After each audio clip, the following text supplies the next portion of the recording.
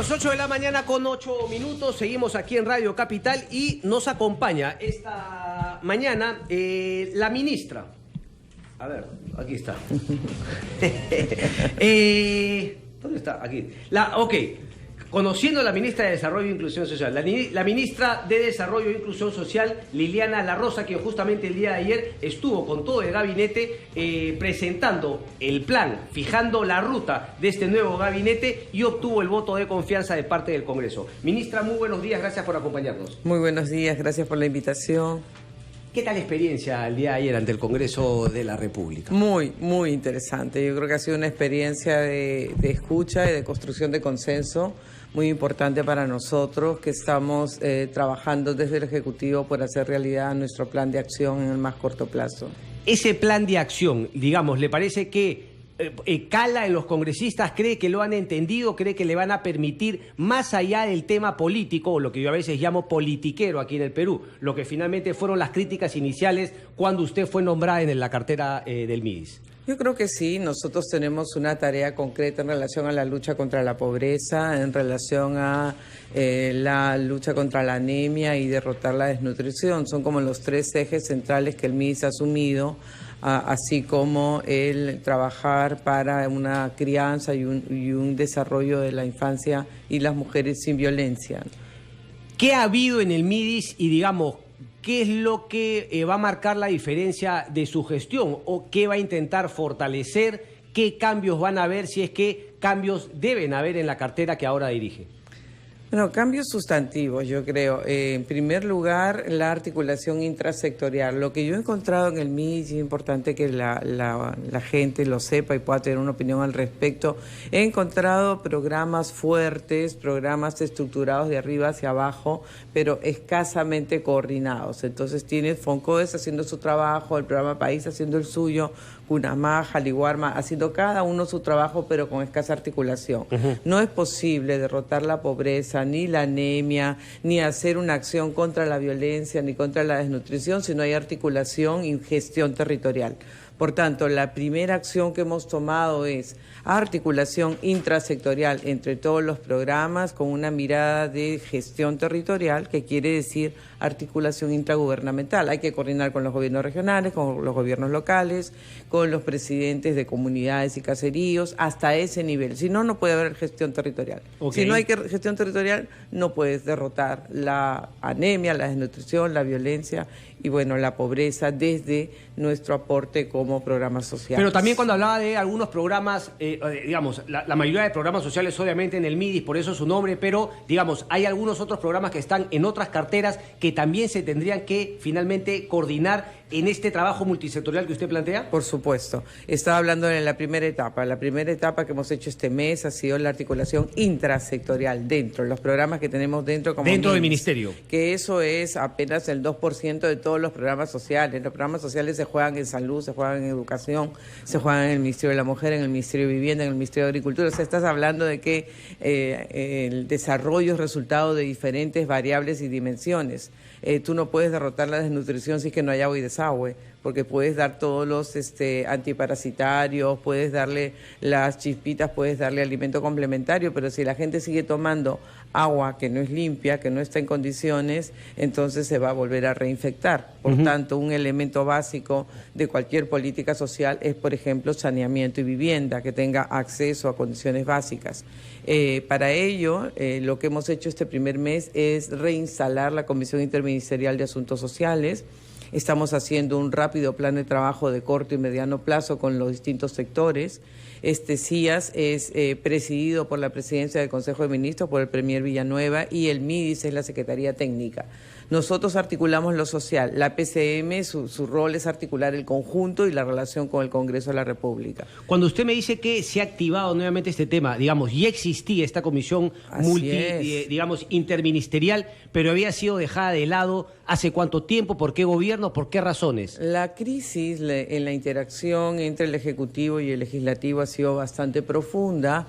El CIAS la Comisión Interministerial no había tenido las reuniones que correspondían en su momento durante porque estaban abocados a otra cosa, imagino, la crisis política. Estaba en otro tema y además porque cada que convocaban pasaba algún tema y se tenía que reconvocar y no habían logrado tener un trabajo fuerte. Lo que estamos haciendo nosotros es encargarnos de nuestro rol.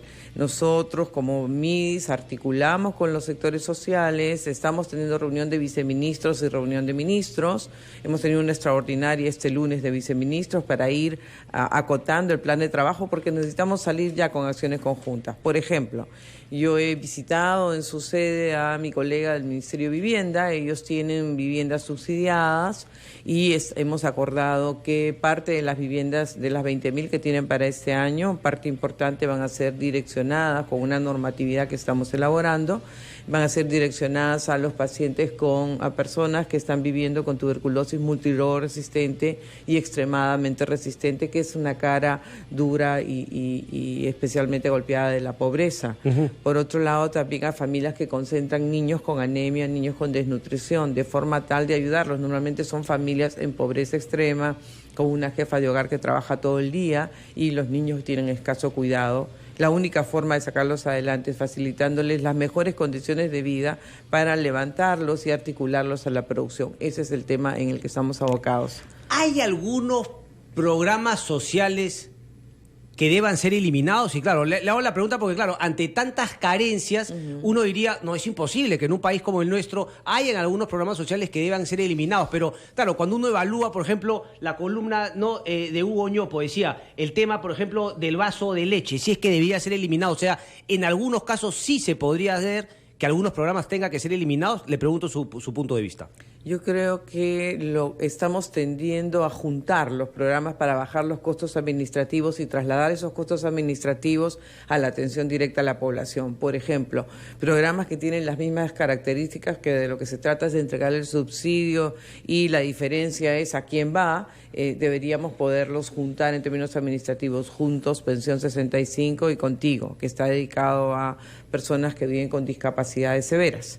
Y son básicamente entrega de subsidios. Y por otro lado, la escala de Cunamás y Jaliwarma. Ahí lo que tienes es la entrega de alimentos para que la gente permanezca en las escuelas, dar incentivos para que tengan su desayuno y su almuerzo los chicos en pobreza extrema y en pobreza y puedan mantenerse en la escuela. Y por otro lado, el Cunamás, que lo que tiene son dos tipos de acción.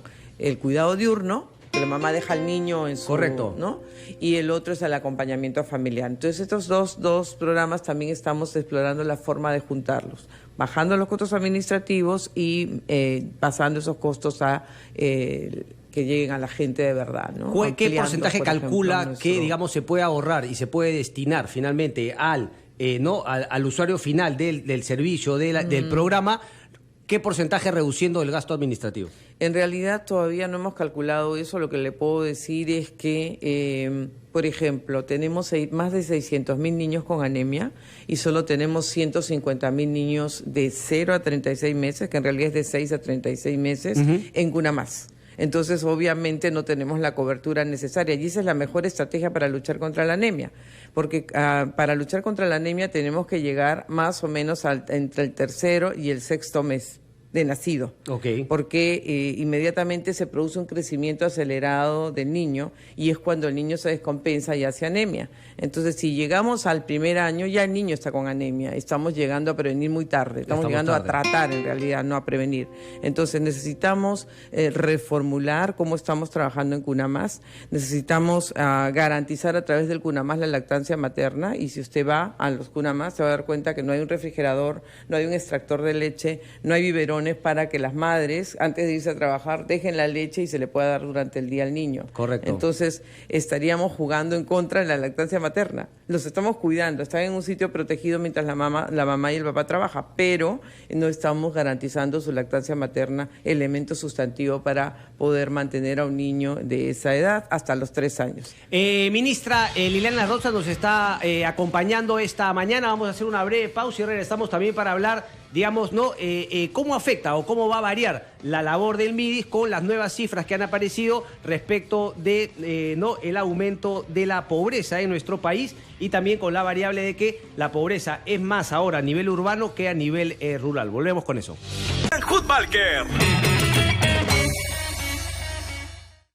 Ministra, lo comentamos justamente antes de irnos a la pausa. El estudio que mostraba que la pobreza no había aumentado y que ahora, claro, habían más pobres en las ciudades que en las zonas rurales. ¿Obliga esto a cambiar un poco el enfoque del trabajo de los programas sociales con esta nueva información que se tiene? Hay una diferencia pequeña, no es una diferencia sustantiva. Estamos como aproximadamente 500.000 personas de diferencia. Sin embargo, sí es importante hacer nuestros ajustes en la lucha contra la pobreza urbana. Aquí básicamente el indicador que mueve la pobreza es el empleo. Entonces el impacto de los problemas políticos que hemos tenido van directamente a afectar la confianza de los mercados y eso afecta el empleo. Y obviamente la pobreza urbana crece. Entonces acá lo que mueve la pobreza es el tema del empleo, pero a eso hay que sumarle todos los programas sociales de apoyo como para que la mamá se pueda emplear o el papá se puedan emplear. Por tanto, hay que crecer en materia de Cuna Más. Claro. Hay que ampliar la alimentación en Jaliwarma en los colegios. Yo acabo de estar en el Cerro del Pino. Y en los colegios les estamos dando el desayuno, pero necesitamos darles el almuercito para que los chicos puedan retornar a casa. La mamá llega muy tarde o el papá llega muy tarde, pero los chicos ya deberían tener garantizado el alimento, cosa que podemos paliar de alguna manera, amortiguar la pobreza y la lucha que está haciendo el poblador por salir adelante. Entonces estos son programas de apoyo que permiten que la pobreza no crezca más. Hasta ahora hemos protegido especialmente a la población rural de extrema pobreza en el 5% de crecimiento, si no estaríamos en 25%. El impacto del programa social es esta protección, pero en la zona urbana, como el cambio es básicamente el empleo, lo que tenemos que hacer es crecer en materia de cobertura, tanto como cobertura de Cuna Más como cobertura de Jaliwarma, ¿no? Y en Cuna Más hay que hacer ajustes, porque lo que dice el Banco Interamericano es que lo que tiene más impacto es el acompañamiento familiar.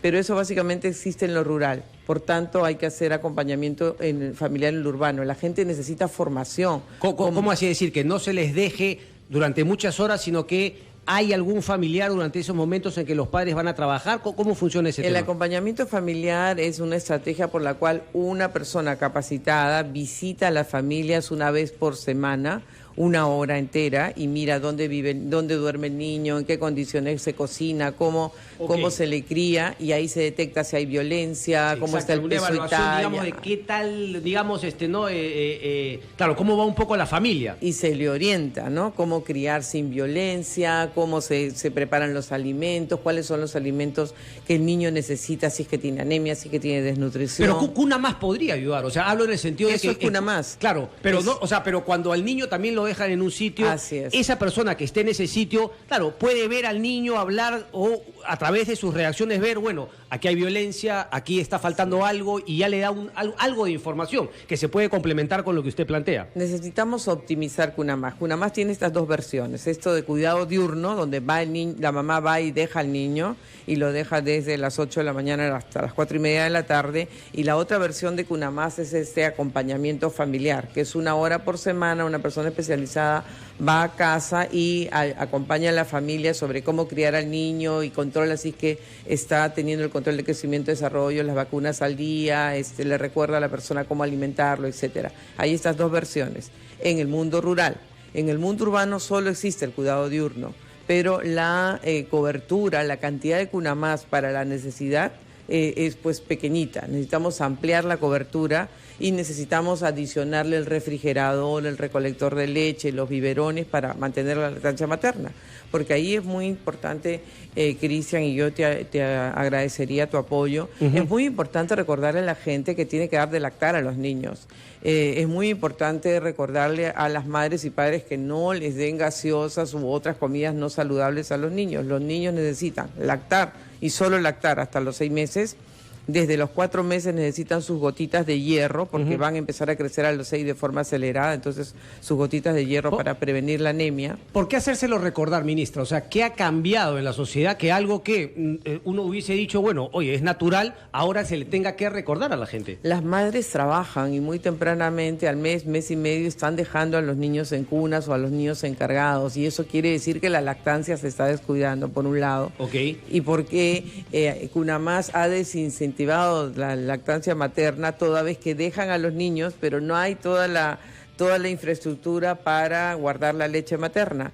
Y las madres a veces trabajan lejos y no regresan a la cuna a darle la lactancia materna al niño cada 2 horas o cada 3 horas, como sería lo recomendable. Entonces necesitamos reinstalar la lactancia materna, necesitamos que todos, hombres y mujeres, estemos convencidos de la relevancia de darle a los niños lactancia materna, no solamente por el tema alimentario, por el tema de las defensas que le traslada la madre a través de la leche, sino por el tema del apego y el cariño. El dar de lactar a un niño implica pues cargarlo, implica darle ternura, amor, pegarlo a tu cuerpo, y eso significa que la madre desarrolla todas sus capacidades de amor y el niño se siente estimulado por ese amor en esa relación de apego. Lo tenemos que retomar con fuerza. Y el padre se tiene que incluir. Cuando la madre se saca la leche, el padre también lo puede poner en su pecho al niño y darle el biberón con una relación de amor. Y eso también es apego.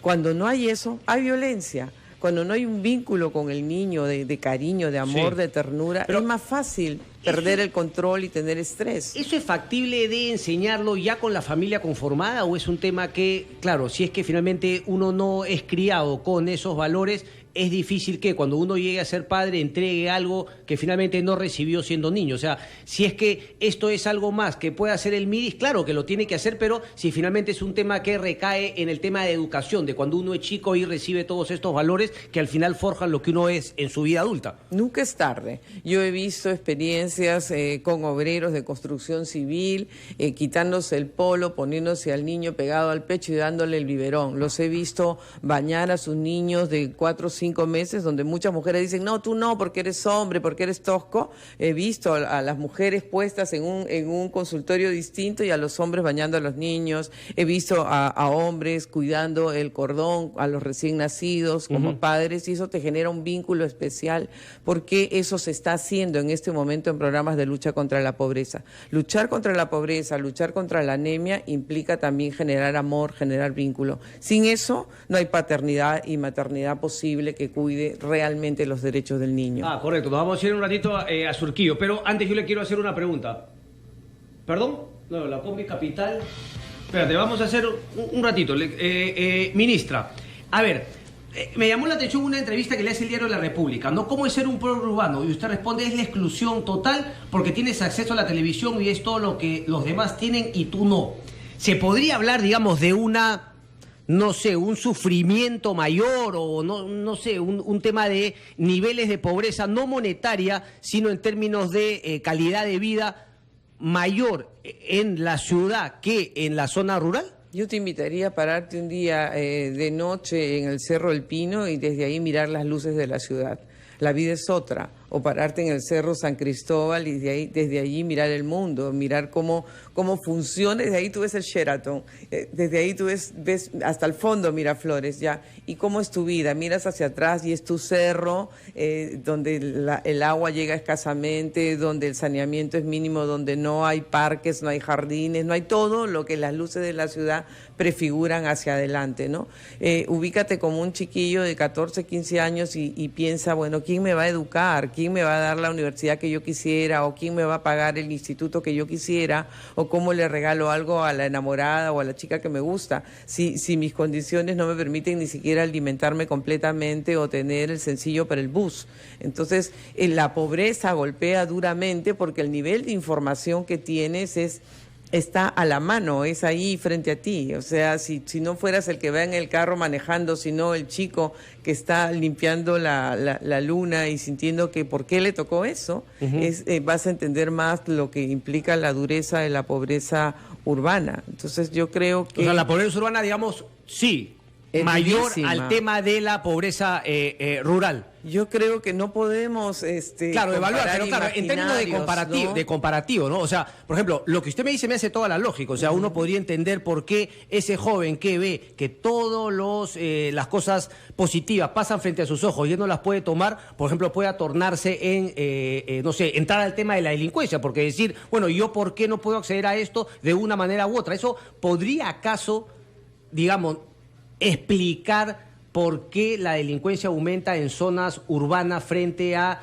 por ejemplo, zonas rurales? Yo creo que es muy complejo, ¿no? Tiene que ver con la soledad de los chicos, la falta de valores. Es que claro, cuando me ha dado el ejemplo del Cerro del Pino, hay un famoso libro de un sociólogo que justamente habla de los microcircuitos de delincuencia en zonas como el Cerro del Pino. A lo que ante le ese sumas tema, ¿no? adicciones, ¿no? Correcto. Drogas desde chiquito, la exposición al alcohol, a la soledad, a las pandillas, o sea, no estamos llegando a los adolescentes y jóvenes con programas que generen esperanza e inclusión social. Esa es la tarea del MIDIS y esa tarea queremos acometer. Creo que es muy importante llegar a la infancia. Si ahora yo tengo muy presente el Cerro porque acabo de estar ahí. Tienes un colegio con una biblioteca chiquitita, sin jardín, pero a pesar de eso con un biohuerto, porque el director se autoexige tener un biohuerto, una canchita deportiva mínima. Pero ¿qué necesitamos? Bueno, poder trabajar seguridad ciudadana con los mismos jóvenes, apoyarnos en el liderazgo de los mismos jóvenes, y el tema de la lucha contra la pobreza tiene que ver con articularnos con estrategias como el barrio seguro. Eso es lo que le iba a decir, porque lo dice también, claro, el tema de Cunamás, barrio seguro, es fundamental, porque la gente quiere dejar a sus hijos, quiere ir a trabajar, pero también quiere la tranquilidad que no le van a robar a su casa, que si el chico de 12 años se queda, no va a venir uno a ofrecerle pasta básica de cocaína, etcétera, etcétera. Así es. Hay que articular el conjunto. Para eso existe la Comisión Interministerial de Asuntos Sociales. Articulamos además con los alcaldes y con los gobernadores. En esa perspectiva estamos trabajando. Ministra Liliana La Rosa, muchas gracias por estar aquí, suerte y vamos conversando en el futuro. Muchas gracias. A usted, gracias.